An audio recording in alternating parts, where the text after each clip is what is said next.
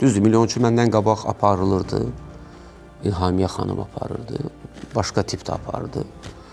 Sonra İngilislərin Silador şirkəti apardığın dəyişməsini tələb etdilər. Çünki veriliş onların idi.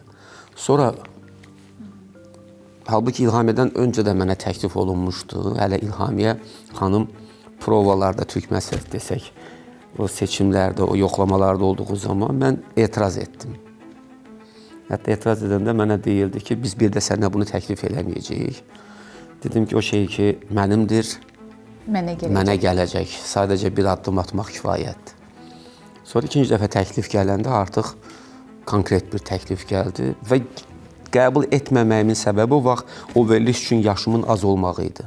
Mənim 29 yaşım var idi ilk dəfə təklif olunanda və mən də dedim ki, bu verilişin aparıcısı ən azı 40 yaş və üzəri olmalıdır.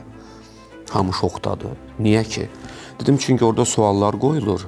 Mən həm köhnə nəslə yaxın olmalıyam, həm yeni nəslə. 60-cı illərin sualı qoyulanda mən doğulmamışam. Mən qarşımdakı insandan nə danışım? Bəs niyə bunu bizə öncədən demədilər? İndi mənim ağlıma gəldi. Və sonra artıq qəbul etdim və xahiş elədim ki, suallar qoyulanda, Allah rəhmət eləsin Qasım müəllim, dedim ki, elə eləyin ki, mənim ən azı son düşəcək tarix heç olmazsa 80-ci illər olsun.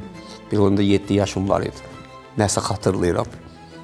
Bax belə, yəni mənə onu verdi. Sübut elədi ki, yəni mən özümə sübut etdim ki, mən bu sənətdə təsadüfi deyiləm.